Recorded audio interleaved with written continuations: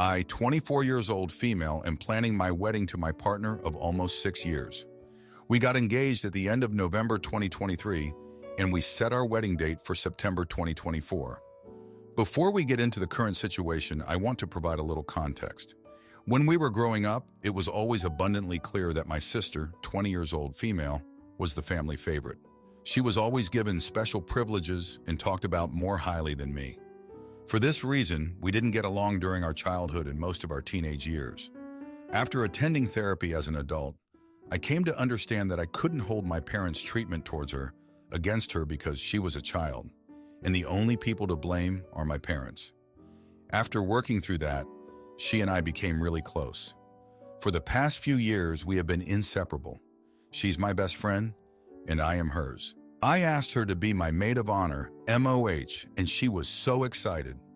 She started dating her current boyfriend, 21 years old male, in late October of 2023. Of course, he just so happens to be everything my family has ever dreamed of in a son-in-law, the exact opposite of my partner. The past 6 months they have been together, my sister's partner is all my family talks about, even at my bridal appointments. Right after my engagement, my sister said that when she found out about my upcoming engagement, she made it clear to her boyfriend that this year was about me, so she didn't want him to bring up anything marriage-related until after my wedding. She said she wanted this to be my year. I've dreamed of this wedding my entire life, and maybe it's selfish to say, but I just wanted this one thing to actually be about me. This leads us to the current situation. Last night, my sister, 20 years old female, and her boyfriend of 6 months, 21 years old male, FaceTimed me together and told me that they decided to get married. They said that he would go to ask my parents either today or tomorrow for permission, and then he would immediately go buy a ring. They then said that they want me to help plan the official proposal, which will happen in 2-3 weeks, with the wedding set for November 2024. I told them that I needed time to process, and I ended the FaceTime. An hour later, my sister called me to talk about it, and I was sobbing. I explained to her how badly it hurt me that she, of all people, would do this after she promised that she would let this be my year. I explained to her that I want to be happy for her, but I am grieving the loss of my special day, because the second our family hears about their engagement, it will be as if I and my wedding don't exist. She cried while I explained myself and then said, "Don't worry about it. Just don't worry about it." I have to go, and hung up the phone. I haven't heard from her since. Right now, I feel like I have lost my wedding and my best friend. I am the villain in her story for ruining her moment, and she is the villain in my story for taking this milestone from me, even after she promised she wouldn't. Where do we go from here? Am I the idiot for not just being happy for her? Now, for a few comments before the update. Comment 1. Not the idiot based on the information in the story. Your sister took the initiative to say she would delay her wedding. You didn't ask her to do it. Then she went back on that commitment to you without any explanation. If you had put any kind of pressure on her to delay her wedding, or if she had a reason for getting married earlier, that would change the situation. Comment 2.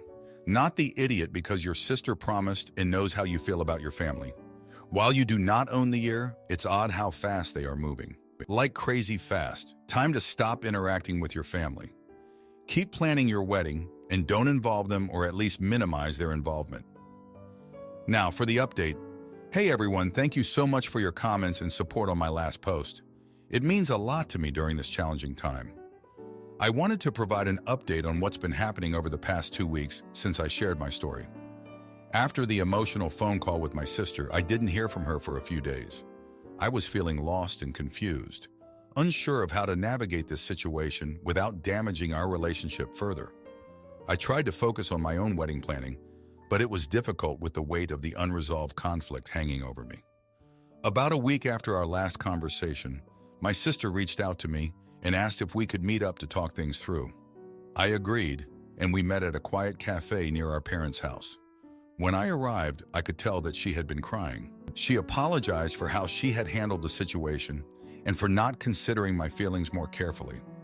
She explained that she and her boyfriend had gotten caught up in the excitement of their own relationship and hadn't fully realized the impact their decision would have on me. She said that after our phone call, she had taken some time to reflect on her actions and had come to understand why I was so upset. We had a long, honest conversation about our childhood and the way our parents had treated us differently. It was emotional for both of us, but it felt like a necessary step in repairing our relationship. My sister acknowledged that she had been given preferential treatment growing up and that it wasn't fair to me. She also recognized that by getting engaged so soon after my own engagement, she was unintentionally taking away from my special moment. As we talked, I began to see things from her perspective as well. I realized that while I had been focused on my own wedding, I hadn't been as supportive of her new relationship as I could have been. I apologized for not being more understanding and for letting my own insecurities get in the way of celebrating her happiness.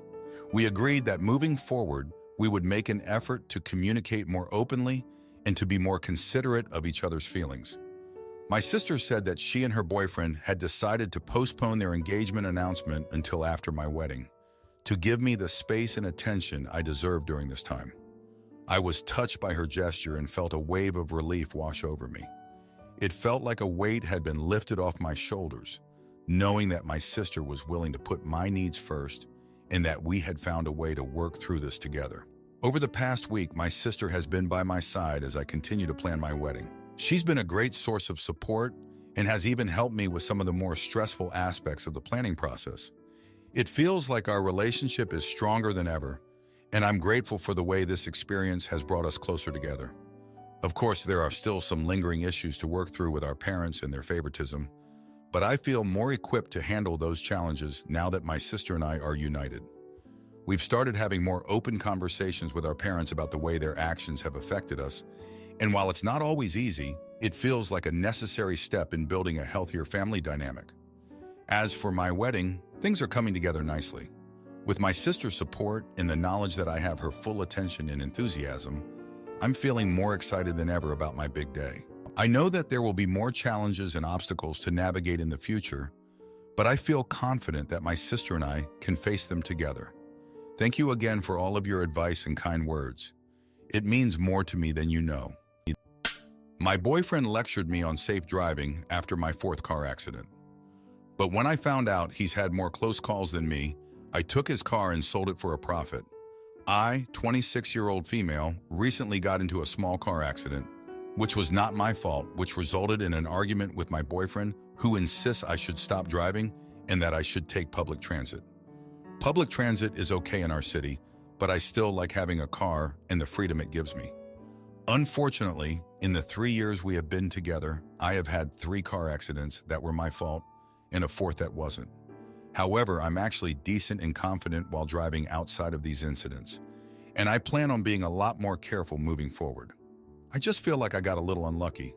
I have 0 non-accident related tickets while he does. The first one was literally the day I purchased a used car. On the first drive back home, the floor mat the previous owner had installed was not great and woolly. It caught the heel of my shoe while I hit the gas, and I could not brake or release it in time, causing me to rear-end someone. Obviously, I was not expecting the floor mat to be so bad. I have since changed it and have been fine since. The second one was in a parking lot where I was backing over a bit of snow and the car got stuck. I accidentally accelerated too hard to free it and backed into another car, causing no damage to either vehicle. The third accident occurred when I was reverse parking into a spot, and there was a speed bump right in front of the spot. As I moved forward while turning to adjust the angle, my foot slipped off the brake as the car was going over the speed bump.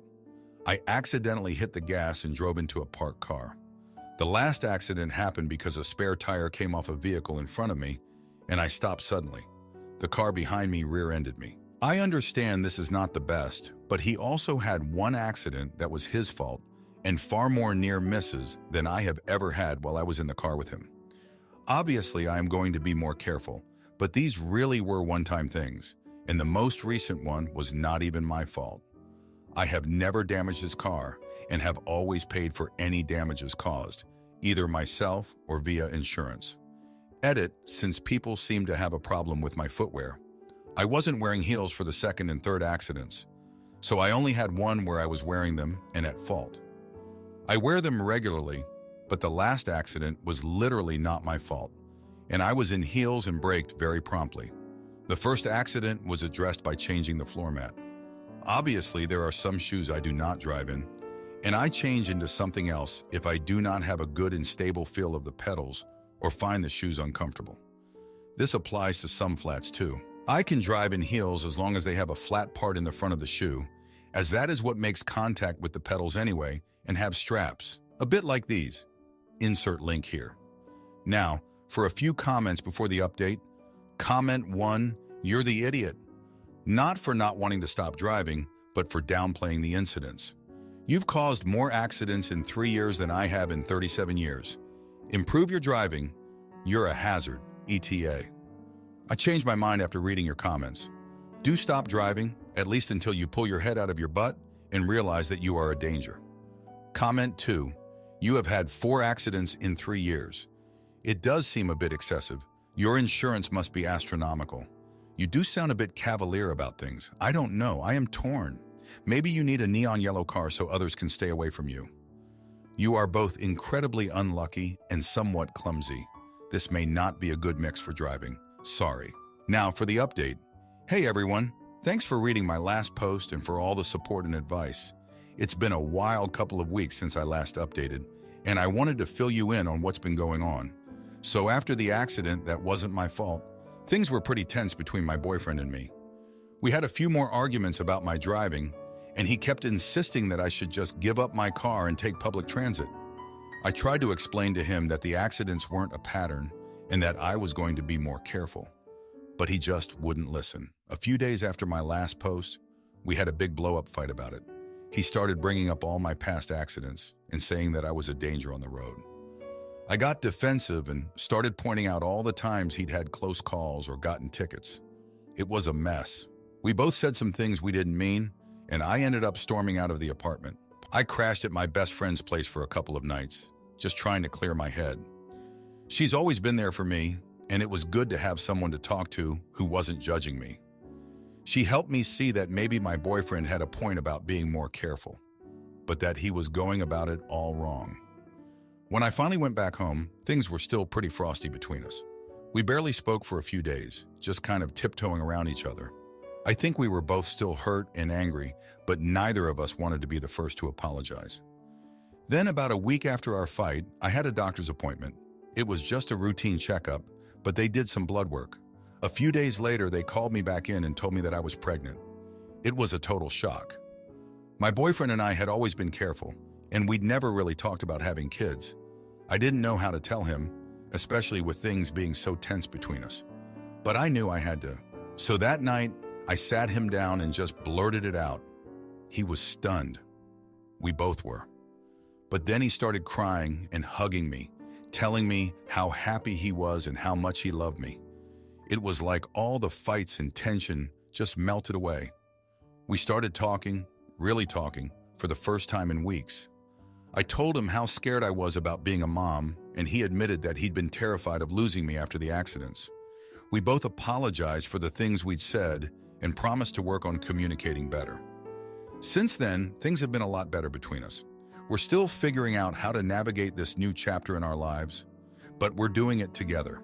I've been driving a lot more carefully, and he's been more understanding about my need for independence.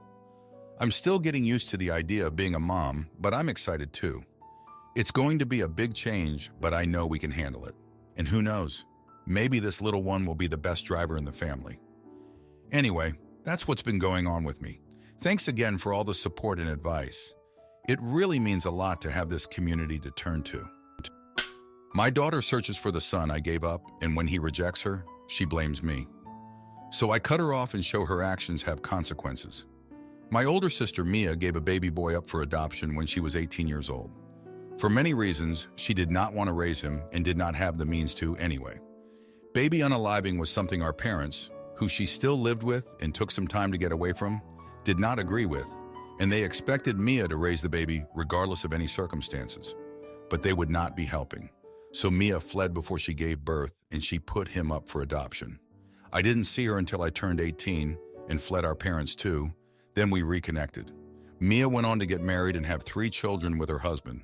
She was honest with him about the baby boy she gave up, and eventually, she told her children as well with the help of a therapist who said it was important that they know. This was 2 years ago. The kids got therapy afterward as well. The oldest, my niece, Callie, turned 18 4 months ago, and she decided she was going to find her brother and bring him back into the family. She made some comments even then at her mom that she never should have given him up, and how could she not love him? Her dad stepped in and told her she was never to speak to her mom that way. Callie found her half-brother through an online DNA service. He had not used it to find family, but to find out risk factors for certain things. He believed he had set his account and results for no DNA matches. But apparently not every box was checked correctly, and Callie found him quickly once she had her results. She reached out, and he told her he was not interested in knowing her or any of his biological family, and to please leave him alone. He blocked her, and then his account was gone. Callie was so nasty to Mia after this, and her parents kicked her out after she refused to stop. She told Mia she hated her, that she was a dirty little intimacy lover and a terrible mother. She told her she had no right to give up their brother, and he should have been raised by Mia and raised with her and her other siblings. And Mia ruined that and ruined all their lives. She told her she didn't care what she went through, she was wrong. Mia was so devastated, and she tried to speak to Callie and prevent escalation. But Callie is furious with Mia. Callie reached out to me after a few weeks had passed, and she told me she wanted to live with me. I asked her why she thought I would want her in my home after she treated my sister so badly. She told me my sister was a CNT, and she threw away one of her kids and denied them a relationship with their older brother. She told me I had no idea what it felt like. I told her she had no idea what her mom had been through, and it was not okay to take out her half-brother's lack of interest in a relationship on her mom. She told me I'm not her parent, so how dare I talk to her like she's my kid? She told me I didn't have the right, and I wonder if I did go too far. Am I the idiot? Now for a few comments before the update. Comment 1, not the idiot. You told her why you wouldn't let her live with you. That's not talking to like she's your kid. It's explaining the details. It's neither your fault nor Mia's fault that Callie has gone rabid and so fixated on this. She snapped at you, not because you'd gone too far, but because you didn't agree with her obviously correct stance. Comment 2, not the idiot. She's an adult and should know the power of her words. Why would you want to let her live with you? Your sister made a very difficult choice, and the biological son deserves his choice regarding knowing his biological family or not. Your niece is way out of line and incredibly cruel and selfish. Now, for the update. Hey everyone, thanks for reading my update. It's been a month since I last posted, and a lot has happened. After Callie reached out to me and I told her off for how she treated Mia, things got even worse. Callie started posting on social media about how her mom abandoned her brother and denied them a relationship. She shared personal details about Mia's past and the circumstances surrounding the adoption. It was a total violation of Mia's privacy, and it devastated her. Mia tried to reach out to Callie again, hoping to have a calm conversation and explain her side of the story. But Callie refused to listen. She was so angry and hurt, and she just kept lashing out. Mia even offered to go to therapy with Callie to work through their issues, but Callie said she wanted nothing to do with her. Meanwhile, Callie's half-brother got wind of what was happening. He reached out to Mia and apologized for Callie's behavior. He reiterated that he had no interest in a relationship with any of them, but he felt terrible that Callie was causing so much pain. Mia appreciated his kindness, but it didn't make the situation any easier. Callie's younger siblings were also struggling. They loved their sister, but they couldn't understand why she was being so cruel to their mom. They tried to talk to her, but she just pushed them away. It was heartbreaking to watch their family fall apart. As for me, I felt caught in the middle. I love Mia, and I hated seeing her so hurt. But I also felt for Callie. I can't imagine what it must be like to find out you have a sibling you never knew about. I tried to be there for both of them, but it was a difficult balancing act. Looking back, I realized that Mia's decision to give her son up for adoption had been weighing on her for years. She never really dealt with the trauma and guilt she felt. She just pushed it down and tried to move on. But Callie's reaction brought all those feelings back to the surface. Mia finally decided to seek therapy for herself. She realized that she needed to work through her own issues before she could help Callie or anyone else. It's been a tough journey, but I can already see a difference in her. She seems lighter, like a weight has been lifted. As for Callie, she's still struggling. She moved out of state to live with a friend, and she's barely speaking to any of us. I hope that with time and distance, she'll be able to see things more clearly. But for now, we just have to give her space. It's been a difficult month, but I'm hopeful that our family will come out stronger on the other side. We've all been through so much, but we love each other deeply, and that love will carry us through. Thanks for letting me share my story. It helps to know that there are people out there who understand and care. If you like this video, you'll probably like these too. Also, while you're here, please consider subscribing. It's your support that keeps this channel alive and allows me to make better and longer videos. Have a great day.